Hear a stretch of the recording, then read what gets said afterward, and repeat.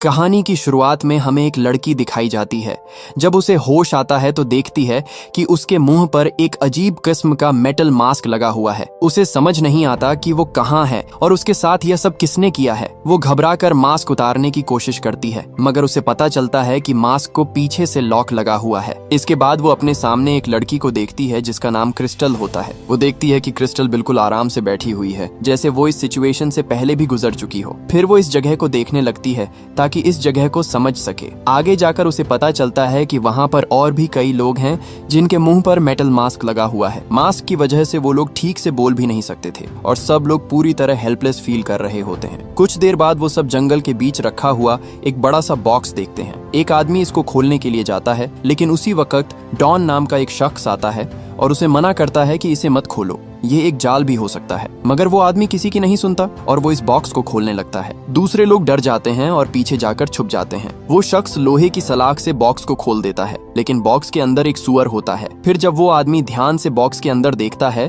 तो उसे एक ऐसा स्टैंड मिलता है जिस पर हर किस्म के हथियार रखे होते हैं। सब लोग परेशान होते हैं कि यह हथियार किसने भेजे हैं और इन हथियारों का वो क्या करेंगे। उसी टाइम जब वो लड़की हथियारों की तरफ जाने लगती है तो इस लड़की को बॉक्स पर रखा हुआ एक कवर मिलता है। जब वो इसे खोलती है तो इसके अंदर मास्क की चाबियां होती हैं। वो लड़की चाबी से सबके मुंह से मास्क उतार देती है ताकि खतरे में वो एक दूसरे से बात कर सके। इसके बाद डॉन उसे एक पिस्टल देता है, मगर वो कहती है कि वो हथियारों से डरती है और न ही पहले कभी यूज किए हैं। डॉन उसे कहता है बस अपनी उंगली इस्तेमाल करो, यही काफी है, और यह भी कि हमें नहीं मालूम हम कहाँ हैं और हमारे साथ क्या होने वाला है। वहाँ पर एक और आदमी उसे तसल्ली देता है कि वो उसे हथियार चलाना सिखा देगा। अभी वो बात ही कर रहे होते हैं कि अचानक हवा में गोली चलने की आवाज आती है। वो आदमी लड़की को पकड़कर बॉक्स के पीछे छुप जाता है और वो समझ नहीं पाते कि आवाज कहां से आई है। अचानक वही लड़की सर में गोली लगने से मर जाती है। कई और लोग भी इसी तरह मर रहे होते हैं। एक लड़की डरकर भागने की कोशिश करती है, मगर वो एक गड्ढे में गिर जाती है। वो आदमी यह सब देख रहा होता है और उसकी मदद करने के लिए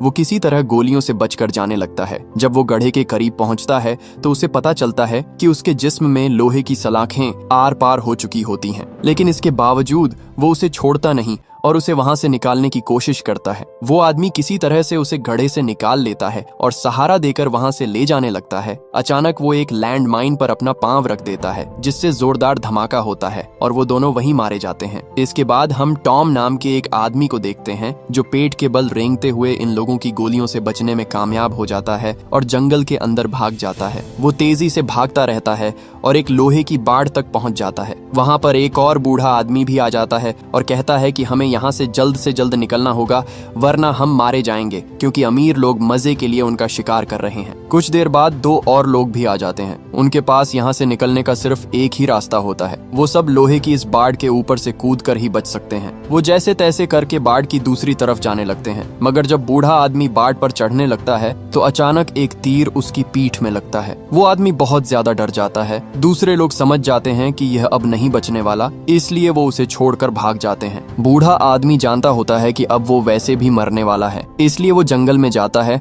और अंधाधुंध फायरिंग शुरू कर देता है, इस उम्मीद पर कि शायद वो अपने पीछे आने वालों में से किसी को मार दे। लेकिन उसे और कई तीर लगते हैं और वो वहीं दम तोड़ देता है। बच जाने वाले तीनों लोग तेजी से भाग रहे होते हैं। किसी को भी यह समझ नहीं आ रहा होता कि उन्हें कौन मार रहा है और आखिर इन लोगों को उनसे क्या चाहिए। वो तीनों भागते भागते एक शॉप में पहुंचते हैं। टॉम गुस्से में उनसे पूछता है, हम किस मुल्क में हैं? शॉप वाला आदमी उसे बताता है कि वो आर्कनसास स्टेट में है। यह सुनकर टॉम हैरान रह जाता है, क्योंकि वो न्यूयॉर्क में रहता था और आर्कनसास बहुत ज्यादा दूर होता है। वो उनसे फोन मांगता है ताकि पुलिस से मदद ले सके। वो पुलिस स्टेशन फोन करके अफसर को सारी सिचुएशन बताता है। अफसर उसे कहता है कि वो फोन को ट्रेस कर रहे हैं और जल्द उन तक पहुंच जाएंगे, और उनसे कहता है कि वो किसी भी सूरत अपनी जगह से न हिलें। उसी टाइम उनके साथ वाली लड़की कैफेटेरिया में रखा हुआ खाना खा लेती है, जिसकी वजह से उसकी सांस रुकने लगती है और वो उल्टियां करती है और वहीं मर जाती है। इसके बाद दुकान का मालिक और उसकी बीवी मास्क पहन लेते हैं और अंदर जहरीली गैस फेंक देते हैं और बाकी दोनों को गोली मार देते हैं। जब वो तीनों मर जाते हैं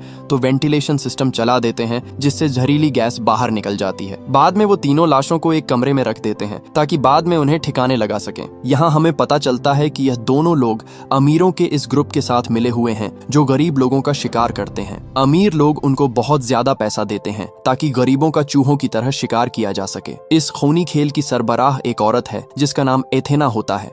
कुछ देर बाद एथीना शॉप वालों से कांटेक्ट करती है और उन्हें बताती है कि एक लड़की उनकी तरफ आ रही है और इसके पास कोई गन भी नहीं है, यानी वो इसे जैसे चाहें वैसे मार सकते हैं। कुछ ही देर बाद वो लड़की वहां पहुंच जाती है जिसका नाम क्रिस्टल होता है। वो इस वजह से खुश होते हैं कि इसके पास कोई हथियार नहीं। कुछ देर बाद क्रिस्टल शॉप में पहुंचती है, मगर वो होशियारी और समझदारी से हर कदम उठा रही होती है। वो उनको पैसे देती है और सिगरेट्स का पैकेट खरीद लेती है। जैसे ही दुकान वाली उसे बाकी पैसे देती है तो क्रिस्टल को एक चीज अजीब लगती है। वो दुकान वालों से पूछती है कि हम अभी कहाँ हैं। वो जवाब देते हैं आर्कनसो स्टेट में। अचानक क्रिस्टल उन पर हमला कर देती है और फिर छलांग लगाकर गन उठा लेती है और बूढ़े आदमी को मार देती है। फिर वो औरत से कहती है, तुम झूठ बोल रही हो, तुम अमीर लोगों की इस गैंग का हिस्सा हो जो हमें मारना चाहती है, और यह भी कि आर्कनसो में सिगरेट्स का पैकेट $6 का होता है, $2 का नहीं। ये कहकर वो उसे भी मार देती है। फिर क्रिस्टल इस शॉप की अच्छी तरह तलाशी लेती है, मगर वहाँ उसे कोई भी नहीं मिलता। फिर वो अपनी सेफ्टी के लिए वहाँ से और गोलियां भी उठा लेती है। जब वो शॉप से बाहर आती है तो वहाँ पर एक गाड़ी खड़ी होती है। वो सोचती है कि उसे गाड़ी लेकर निकल जाना चाहिए, लेकिन जैसे ही वो दरवाजा खोलने लगती है तो उसे एक वायर नजर आती है जो कि एक बम से कनेक्ट होती है। असल में यह एक जाल होता है ताकि जो भी भागने की कोशिश करे वो मारा जाए। क्रिस्टल शॉप के अंदर से वॉकी टॉकी उठाकर दरख्तों के पास छुप जाती है। इसी टाइम वॉकी टॉकी पर एथीना अमीर लोगों से बात कर रही होती है। एथीना उनके साथ चैलेंज करती है कि जो ज्यादा लोग मारेगा उसे ज्यादा पैसे मिलेंगे। क्रिस्टल को यह सुनकर बहुत ज्यादा गुस्सा आता है और उसे यकीन ही नहीं होता कि दुनिया में ऐसे लोग भी रहते हैं। थोड़ी देर बाद वो देखती है कि एक ड्रोन वहां आ गया है। एथीना को शक होता है कि दुकान वालों को किसी ने मार दिया है क्योंकि उनसे कांटेक्ट नहीं हो पा रहा था, इसलिए वो ड्रोन भेजती है। ड्रोन जब शॉप के पास जाता है तो एक आदमी उस पर फायरिंग कर देता है और उसे गिरा देता है। इस शख्स का नाम माइक होता है जो किडनैप्ड लोगों में से एक होता है। वो रास्ता भूल चुका होता है और इधर उधर भटक रहा होता है। क्रिस्टल भी छुपकर सब कुछ देख रही होती है। माइक ड्रोन को पूरी तरह तोड़ देता है और फिर वो गाड़ी को देखता है और उसकी तरफ जाने लगता है। क्रिस्टल फौरन उसे रोकती है और कहती है, गाड़ी के अंदर बम है, अगर दरवाजा खोला तो तुम्हारे टुकड़े टुकड़े हो जाएंगे। शुरू में माइक को उसकी बात पर यकीन नहीं आता, लेकिन जब दरवाजे के पास लगी वायर देखता है तो समझ जाता है कि क्रिस्टल सच बोल रही थी। क्रिस्टल माइक से कहती है कि उनको हमारी लोकेशन का पता चल गया है, इसलिए हमें फौरन यहाँ से निकलना होगा। फिर वो दोनों रेलवे ट्रैक के साथ साथ चलने लगते हैं, इस उम्मीद पर कि शायद आगे जाकर कोई मदद मिल जाए। चलते चलते क्रिस्टल बताती है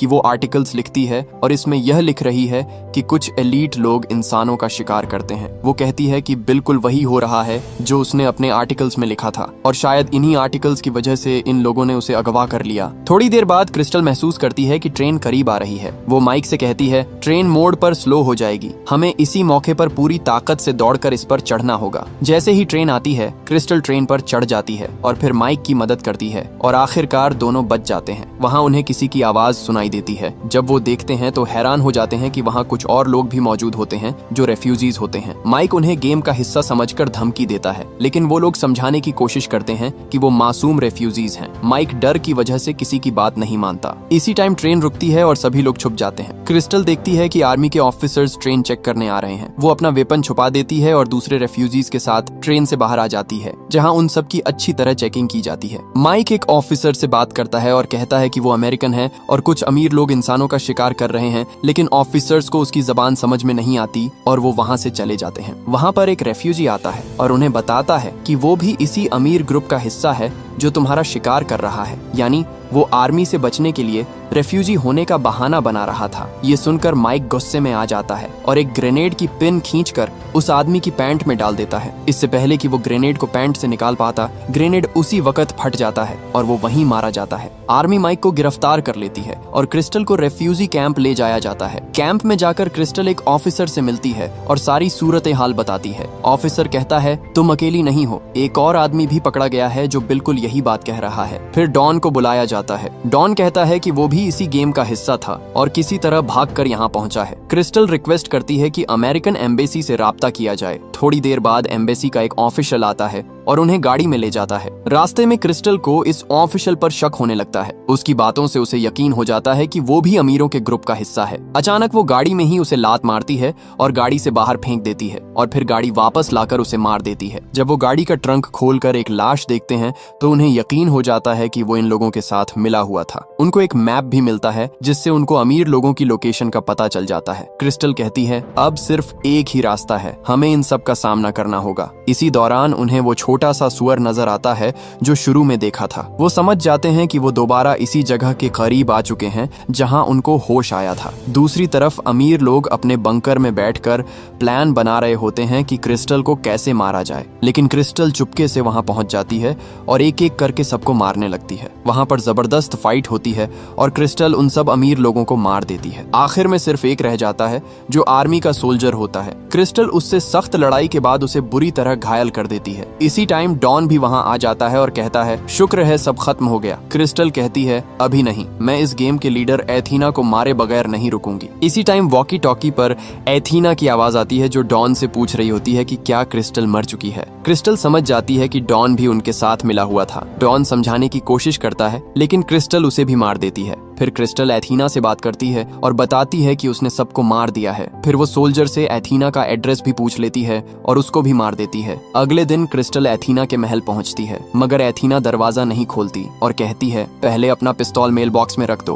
क्रिस्टल उसे कहती है कि मैं पिस्तौल नहीं रखूंगी। क्रिस्टल कहती है कि मैं कैसे यकीन कर लूं कि तुम मुझे नहीं मारोगी। एथीना जवाब देती है जिस जगह तुम खड़ी हो वहाँ चारों तरफ माइंस लगी हुई हैं। अगर मैं चाहती तो अभी तुम्हें मार सकती हूँ लेकिन मैं तुमको तड़पा कर मारना चाहती हूँ। क्रिस्टल के पास और कोई च्वाइस नहीं होती, इसलिए वो मजबूरन पिस्तौल मेल बॉक्स में रख देती है और उसके बाद वो अंदर जाती है और एथीना से मिलती है। एथीना कहती है मैं तुम्हारे बारे में सब कुछ जानती हूँ। तुम्हारा बाप ड्रग फैक्ट्री में पुलिस की रेड के दौरान मारा गया था और तुम्हारी माँ ड्रग्स की ओवरडोज लेने से मर गई थी और तुम एक जर्नलिस्ट हो। क्रिस्टल कहती है तुमने गलत आदमी से पंगा लिया है। दोनों एक दूसरे को ढेर सारी बातें सुनाती हैं। फिर अचानक दोनों के दरमियान जबरदस्त लड़ाई शुरू हो जाती है। एथीना भी खतरनाक फाइट कर रही होती है मगर जब उसे लगता है कि क्रिस्टल उससे ज्यादा स्ट्रांग है तो वो गन उठाकर उस पर फायर करने लगती है मगर आखिर में क्रिस्टल किसी तरह उसे मार देती है और इसी के साथ कहानी खत्म हो जाती है। अगर वीडियो अच्छी लगी हो तो वीडियो को लाइक और चैनल को सब्सक्राइब जरूर कीजिएगा।